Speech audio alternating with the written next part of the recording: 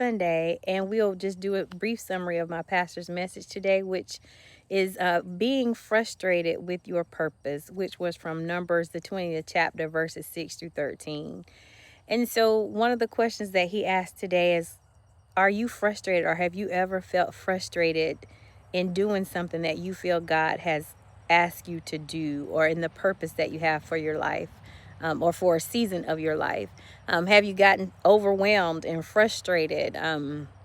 Like your plate is too full and you feel like you ready to quit, you ready to throw in the towel. And I was like, man, that message might have been for me today. In this season, I have so much going on. There's so many different things, and y'all have heard me say before that I feel like my cup is running over, that I'm stretched too thin, and it runs over with blessings too, but sometimes I just feel stretched so thin.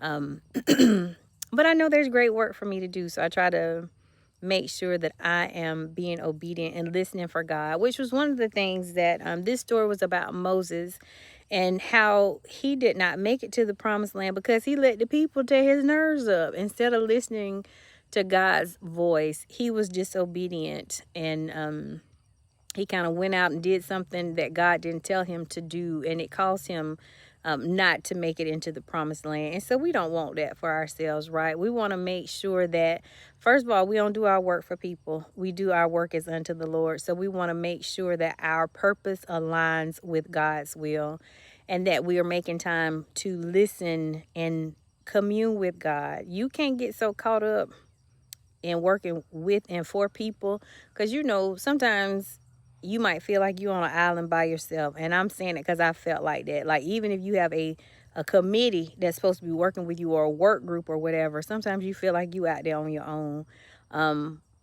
That's how I have felt. I know that's how other people have felt. Even in those times, be sure that you aren't focusing on the people. Put your focus back on God. Make sure that you're listening to him, that you spend time with him, so that your will aligns with his. Sometimes we might have to realign our expectations. So, we talked the other day about being able to control everything. We don't get to control everything. We have to put our faith and trust in God, making sure that we're doing it the way he would have us to do it. And in that way, it'll always be victorious, right? So, y'all stay focused. Keep your eyes on God, knowing that if you put your hope and faith and trust in him, that it's going to work out just how it's supposed to.